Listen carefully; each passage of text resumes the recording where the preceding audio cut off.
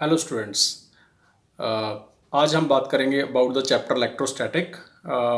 जो बच्चे बहुत डिफ़िकल्ट मानते हैं इलेक्ट्रोस्टैटिक चैप्टर को, although it's not very difficult, लेकिन अगर आप इसमें कुछ बेसिक कॉन्सेप्ट समझ लेते हैं इस चैप्टर में, तो it's going to be very very easy for you. तो इसमें जो बेसिक कॉन्सेप्ट है, पहले तो जो इलेक्ट्रोस्टैटिक है, इलेक्ट्रोस्टैटिक स्टडी ऑफ चार्जेस, तो आपको समझना होगा कि चार्ज क्या होता है, चार्ज कैसे आता है, और चार्ज के बीच में कौन सी फोर्स होती है और उस फोर्स का फार्मूला क्या है, which is called Coulomb's law. तो कूलम लॉ अगर आपने समझ लिया तो समझ लो कि आपका हाफ चैप्टर जो है वो कंप्लीट हो जाता है, क्योंकि बाकी की जो डेरिवेशंस हैं वो कूलम लॉ के ऊपर ही बेस्ड हैं। तो आज हम कूलम लॉ, चार्ज क्या है, कूलम लॉ क्या है, और उस पर बेस्ड जो न्यूमेरिकल्स हैं, सिंपल न्यूमेरिकल्स जो एग्जाम में आते हैं, वही हम डिस्कस करेंगे।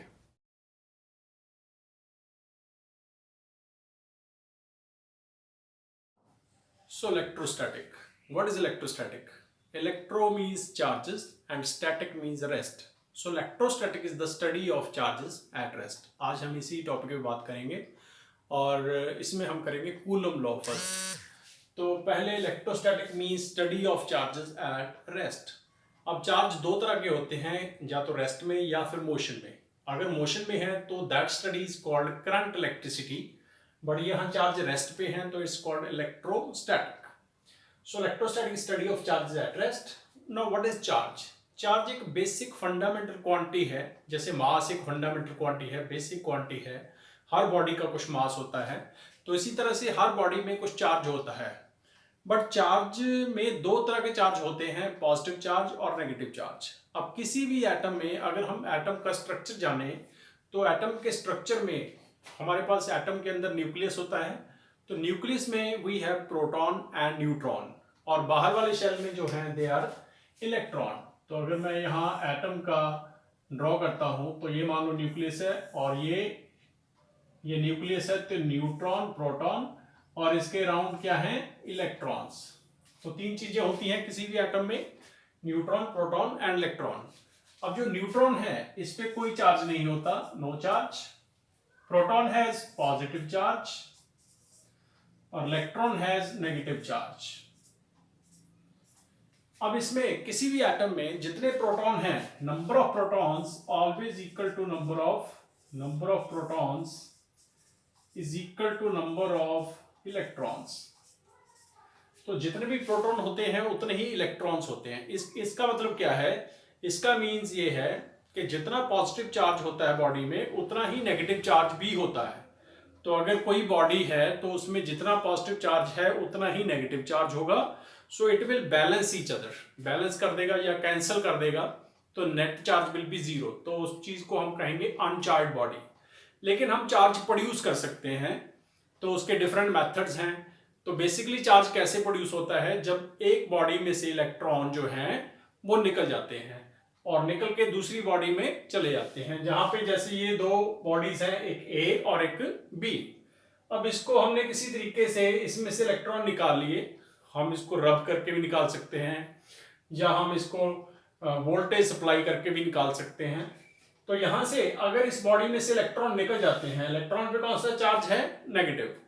तो अगर यहाँ इलेक्ट्रॉन निकल जाते हैं तो ये इलेक्ट्रॉन बी बॉडी जो है वो गेन कर लेती है, बी बॉडी जो है उसको इलेक्ट्रॉन्स को ले लेती है। तो बी बॉडी पे कौन सा चार्ज आएगा, नेगेटिव, क्योंकि उसने नेगेटिव चार्ज ले लिया। और इसने नेगेटिव चार्ज छोड़ दिया तो ए पे कौन सा चार्ज आएगा, पॉजिटिव। तो दो दो चार्ज है पॉजिटिव, ए पे पॉजिटिव चार्ज आ गया और बी पे आ जाता है नेगेटिव। सो जब बॉडी लूज करती है इलेक्ट्रॉन तो कौन सा चार्ज आता है, पॉजिटिव चार्ज। जब बॉडी गेन करती है इलेक्ट्रॉन तो कौन सा चार्ज आता है, नेगेटिव चार्ज। अब चार्ज का इंपॉर्टेंट क्वेश्चन आता है कि what is SI unit of charge. तो एसआई यूनिट ऑफ चार्ज का ध्यान रखना आपने, इसका नाम है कूलम। तो coulomb is SI unit of charge. अब इसमें कूलम जो है नॉर्मली ये बड़ा चार्ज का यूनिट है, बिग चार्ज है। तो नॉर्मली जो आपको न्यूमेरिकल्स वगैरह में दिया होगा वो दिया होगा micro coulomb, nano coulomb, pico coulomb. No, micro coulomb होता है 10⁻⁻⁶ कूलम। आपने कन्वर्ट कर लेना है, जब तक आप ये कन्वर्ट नहीं करेंगे आपका न्यूमेरिकल ठीक नहीं होएगा।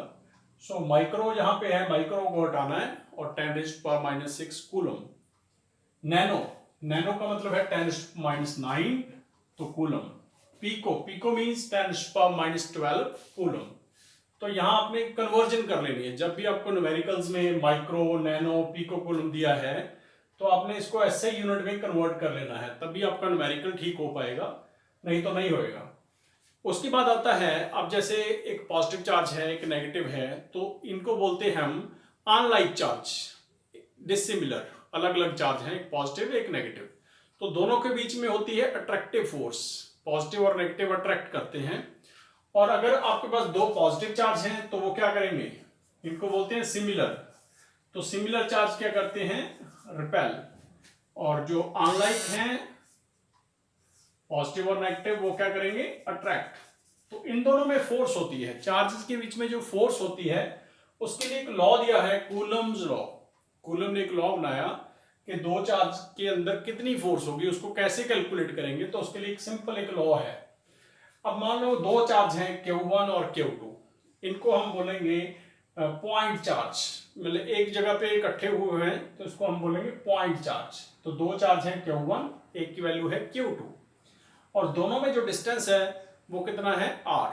तो R डिस्टेंस, उनमें सेपरेशन जो है R है। तो जो फोर्स होगी इन दोनों के बीच में, या अट्रैक्टिव फोर्स या रिपल्सिव। अगर सिमिलर है तो रिपल्सिव होगी, डिसिमिलर है तो अट्रैक्टिव होगी।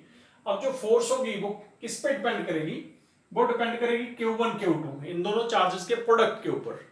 तो force is directly proportional to Q1 Q2। And दूसरा वो डिपेंड करेगी डिस्टेंस, दोनों के बीच में डिस्टेंस क्या है, तो उसके inversely proportional, force is inversely proportional to R square. अगर डिस्टेंस ज्यादा तो फोर्स कम, डिस्टेंस कम तो फोर्स ज्यादा, चार्ज ज्यादा तो फोर्स ज्यादा, चार्ज कम तो फोर्स कम। अब इन दोनों फैक्टर्स को ज्वाइन कर देते हैं। इन दोनों फैक्टर्स को अगर हम ज्वाइन करेंगे तो हमारे पास ये आ जाएगा, force is directly proportional to Q1 Q2 upon R square. अब ये प्रोपोर्शनलिटी साइन को हटाने के लिए हम एक कांस्टेंट यूज करते हैं K। तो फॉर्मूला बन जाता है F is equal to K Q1 Q2 upon R square. अब वैल्यू ऑफ K क्या है, अब K की वैल्यू डिपेंड करती है कि दो चार्ज किस मीडियम में पड़े हैं, एयर में पड़े हैं या कोई और मीडियम में पड़े हैं, जैसे वाटर में पड़े हैं, ऑयल में पड़े हैं, ग्लास में पड़े हैं। तो अगर हमारे पास एयर या वैक्यूम है तो फिर हम K की वैल्यू यूज करेंगे 1/4 पाई एप्सिलॉन नॉट। अब जो इसमें एप्सिलॉन नॉट है इसकी वैल्यू फिक्स होती है 8.85 इंटू 10⁻12, ये कांस्टेंट है, और इसका नाम है absolute permittivity of free space. तो इसका नाम है absolute permittivity of free space. Free space मतलब वैक्यूम। तो इसकी वैल्यू फिक्स है एप्सिलॉन नॉट की। और अगर मैं इसमें ये वैल्यू पुट कर देता हूं तो मेरे पास ये, इसको सॉल्व करके जो वैल्यू आएगी, जो कि बहुत इंपॉर्टेंट है, न्यूमेरिकल्स में हमने यही वैल्यू यूज करनी है। तो ये वैल्यू आ जाती है 1/4 पाई एप्सिलॉन नॉट की 9 इंटू 10⁻9। और अगर आपके पास कोई और मीडियम है, वैक्यूम नहीं है, कोई और मीडियम है, वाटर है, ग्लास है, तो फिर ये वैल्यू क्या आएगी, तो फिर K की वैल्यू आती है 1/4 pi epsilon not and epsilon R। जहां पे एप्सिलॉन R है उसका नाम है रिलेटिव परमिटिविटी। रिलेटिव परमिटिविटी ये एक और कांस्टेंट है, इसकी वैल्यू जो है वो डिपेंड करती है कौन सा मीडियम है। जैसे वाटर के लिए इसकी वैल्यू अप्रोक्सीमेटली 80 होती है। तो epsilon R is called relative permittivity. तो आपके पास टोटल फार्मूला क्या बन जाता है, अगर आपके पास मान लो दो चार्ज एयर में पड़े हैं तो फिर हम K की वैल्यू ये यूज करेंगे, और हम फार्मूला यूज करेंगे, तो फार्मूला क्या होगा, फोर्स का in air 1/4 pi epsilon not Q1 Q2 upon R square. तो this is the formula for force in air. Air में जो फार्मूला है ये फार्मूला यूज करना है, और ये कूलम्स लॉ है। This is coulomb law formula, force in air. और अगर आपके पास कोई मीडियम है अदर देन एयर, कोई मीडियम है, तो फिर हम एप्सिलॉन नॉट की जगह एप्सिलॉन नॉट एप्सिलॉन R दो वैल्यूज यूज करेंगे अगर हमारे पास कोई मीडियम है। अगर एयर है या वैक्यूम है then will use this formula. So we have two formula of force, that is force between two charges. एक है सिंपल एयर में और एक है मीडियम में। तो जैसे कि फोर्स इन एयर है, तो एयर में फोर्स का क्या फॉर्मूला है, 9 × 10⁹ Q1 Q2 upon r square. और मीडियम में क्या फॉर्मूला है फोर्स का, that is 9 × 10⁹ divide by relative permittivity. अब रिलेटिव परमिटिविटी जो है एप्सिलॉन r, इसका एक और नाम भी है, इसको K लिखते हैं, where K is also called dielectric constant. अगर दो चार्ज मीडियम में पड़े हैं तो इसकी वैल्यू आपको गिवन होगी, जैसे वाटर के लिए इसकी वैल्यू 81 होती है, तो ये गिवन होगी। Q1 Q2 दो चार्जेस और r उनमें डिस्टेंस। तो न्यूमेरिकल जिस पे देख लेते हैं, तो न्यूमेरिकल है find the force between two protons. अब प्रोटॉन पे कौन सा चार्ज होता है, पॉजिटिव। तो दो प्रोटॉन्स हैं, दो प्रोटॉन्स के बीच में फोर्स निकालनी है और डिस्टेंस उन्होंने दिया हुआ है 10 सेंटीमीटर, 10 सेंटीमीटर का जो डिस्टेंस गिवन है। तो ये एक प्रोटॉन है, एक और प्रोटॉन है, इनमें कितनी फोर्स होगी। अब इसमें फोर्स कौन सी होगी, फोर्स ऑफ रिपल्शन, क्योंकि दोनों पे पॉजिटिव चार्ज है तो फोर्स ऑफ रिपल्शन होगी। और फोर्स ऑफ रिपल्शन कैसे निकालेंगे, तो ये फार्मूला यूज करेंगे 9 × 10⁹ Q1 Q2 upon r square. So 9 × 10⁹ Q1 Q2, proton का चार्ज जो है गिवन है 1.6 × 10⁻19 कूलम। तो इन दोनों वैल्यूज को यहां पुट कर देंगे, divide by r square. r जो है वो सेंटीमीटर में है और इसको हमने कन्वर्ट कर लेना है मीटर में। तो कैसे मीटर में कन्वर्ट करेंगे, 10 डिवाइड बाय 100 मीटर में आ जाता है, क्योंकि मीटर SI यूनिट है। अब इसमें ये वैल्यूज पुट करने के बाद इसको सॉल्व कर लेंगे। अब जो 10 की पावर्स हैं उनको अलग सॉल्व करना है, जो बिना 10 की पावर्स के हैं उनको अलग मल्टीप्लाई करना है, जैसे 9, 1.6, 1.6 इनको अलग मल्टीप्लाई करना है। ये वैल्यू आ जाएगी 23.04। और जो 10 की पावर्स हैं उनको अलग सॉल्व करना है, 9 - 19, तो इनको ऐसे लिख लेना है।